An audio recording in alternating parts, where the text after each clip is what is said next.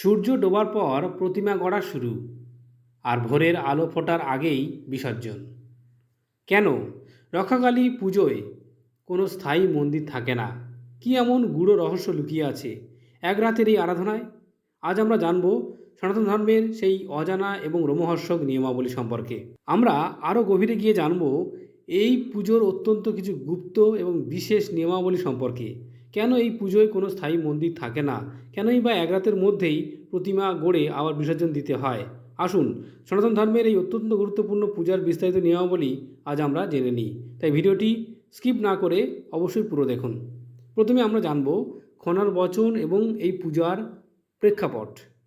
বৈশাখ মাস মানেই কাঠফাটা রোদ আর কালবৈশাখীর তাণ্ডব।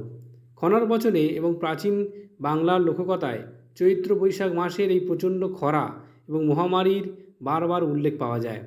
সেকালে যখন বসন্ত বা কলেরার মতো রোগ গ্রামকে উজাড় করে দিত, তখন মানুষ মুক্তির উপায় হিসাবে মা কালী শরণাপন্ন হতো।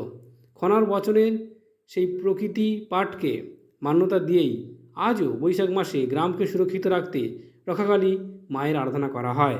মায়ের রুদ্র রূপ সমস্ত নেতিবাচক শক্তি এবং রোগ ব্যাধিকে দূরে রাখে।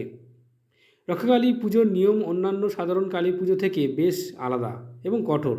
আসুন নিয়মগুলো এক এক করে জেনে নিই। স্থান নির্বাচন। রক্ষাকালী পুজো কখনোই বাড়ির ভেতরে বা কোনো চার দেওয়ালের স্থায়ী মন্দিরে হয় না। গ্রামের সীমানায় তেমাথা বা চৌমাথায় খোলা আকাশের নিচে অস্থায়ী মণ্ডপ তৈরি করে মায়ের পুজো হয়। এর কারণ হলো মা যেন গ্রামের প্রবেশদ্বারেই সমস্ত বিপদকে আটকে দেন। দ্বিতীয়ত, প্রতিমা নির্মাণের কঠোর নিয়ম। এই পুজোর সবচেয়ে বড় নিয়ম হলো সূর্যাস্তের পর মাটি দিয়ে মায়ের মূর্তি গড়া শুরু হয়। সারা রাত ধরে পুজো চলে এবং ভোরের আলো ফোটার আগেই অর্থাৎ সূর্যোদয়ের পূর্বে মাকে জলাশয়ে বিসর্জন দিতে হয়। তৃতীয়ত, নৈবেদ্য ও বলিদান। মায়ের পুজোয় লাল জবা, নিখুঁত বিল্বপত্র বা বেলপাতা এবং রক্তচন্দনের ব্যবহার বাধ্যতামূলক। আগেকার দিনে ছাগল বলির প্রথা থাকলেও বর্তমান বেশিরভাগ জায়গায় চাল কুমড়ো, ইক্ষু বা আখ, কলা বলি দেওয়ার সাত্ত্বিক নিয়ম পালিত হয়। 4 নম্বর, হরিনাম সংকীর্তন। পুজোর রাতে ভক্তদের উপবাস থাকা বাঞ্ছনীয়।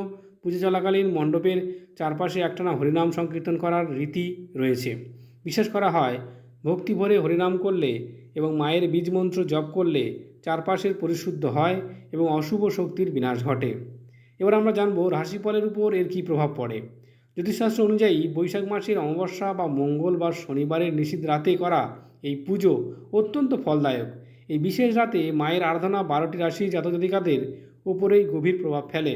মেষ থেকে মীন, যাদের কর্মজীবনে বাধা, আর্থিক স্থিতি টলমলে বা স্বাস্থ্য নিয়ে দীর্ঘদিনের দুশ্চিন্তা রয়েছে, তারা এই রাতে মায়ের পুজোয় পুষ্পাঞ্জলি দিলে বা শুধুমাত্র ভক্তিভরে স্মরণ করলে সার্বিক উন্নতি লাভ করেন। মায়ের আশীর্বাদে পরিবারে প্রেম ও শান্তি ফিরে আসে। মা রক্ষাকালী তার নামের মতোই আমাদের সকলকে সর্বদা রক্ষা করেন। এই পুজোর নিয়মাবলী জেনে আপনাদের কেমন লাগলো তা অবশ্যই কমেন্ট করে জানাবেন। সনাতন ধর্মের এমন আরও গূঢ় রহস্য, জ্যোতিষের কথা এবং ভক্তিপূর্ণ কন্টেন্ট নিয়মিত পেতে চ্যানেলটিকে সাবস্ক্রাইব করে বেল আইকনে ক্লিক করে রাখুন। কমেন্টে ভক্তিভরে লিখুন, জয় মা রক্ষাকালী। সবাই ভালো থাকবেন, মায়ের কৃপায় সবাই সুস্থ থাকবেন। ধন্যবাদ।